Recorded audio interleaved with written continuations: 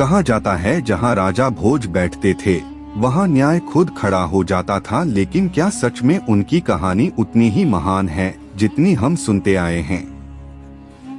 राजा भोज की असली कहानी सिर्फ एक राजा की नहीं बल्कि एक ऐसे व्यक्तित्व की है जिसने अपने ज्ञान, न्याय और दूरदर्शिता से इतिहास में अमर स्थान बनाया। उनका जन्म मालवा के परमार वंश में हुआ और बचपन से ही वे असाधारण बुद्धिमत्ता के धनी थे। किंवदंतियों के अनुसार जब वे छोटे थे तब ही उनके जीवन पर कई संकट आए। उनके अपने ही संबंधियों ने सिंहासन पाने के लिए उन्हें मारने की साजिश रची, लेकिन भाग्य और उनकी बुद्धि ने उन्हें हर बार बचाया।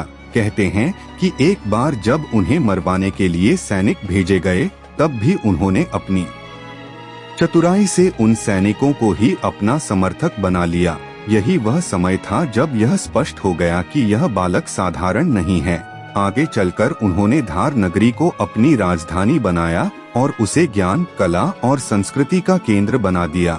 राजा भोज केवल एक योद्धा नहीं थे बल्कि एक महान विद्वान भी थे।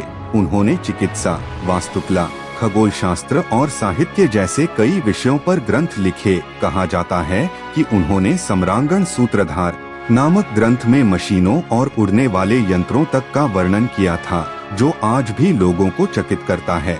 उनके दरबार में विद्वानों की लंबी कतार रहती थी और वे हर किसी को समान सम्मान देते थे। उनकी सबसे बड़ी विशेषता थी उनका न्याय। एक प्रसिद्ध कथा है कि एक बार एक गरीब ब्राह्मण उनके दरबार में न्याय मांगने आया।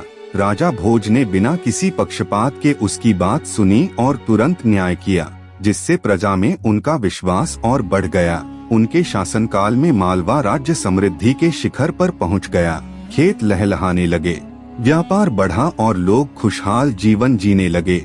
लेकिन उनकी जिंदगी सिर्फ सफलता की कहानी नहीं थी। उन्हें कई युद्धों का सामना करना पड़ा। चालुक्य और चालुक्य वंश के अन्य राजाओं के साथ उनकी लड़ाइयाँ हुई।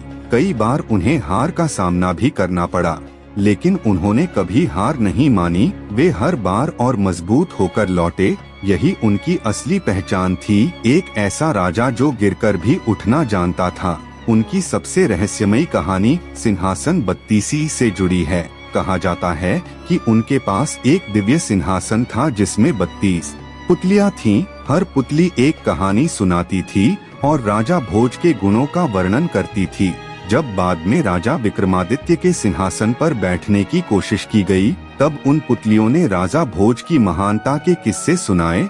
यह कहानी दर्शाती है कि राजा भोज को आदर्श राजा माना जाता था। उनकी मृत्यु के बाद भी उनकी ख्याति कम नहीं हुई, बल्कि समय के साथ और बढ़ती गई। आज भी जब कोई व्यक्ति महान कार्य करता है तो लोग कहते हैं, कहाँ राजा भोज, कहाँ गंगू तेली। यह कहावत उनकी महानता और दूसरों से उनके अंतर को दर्शाती है। लेकिन सच्चाई यह है कि राजा भोज केवल एक महान राजा ही नहीं बल्कि एक प्रेरणा है। उन्होंने सिखाया कि सच्ची ताकत तलवार में नहीं बल्कि ज्ञान और न्याय में होती है।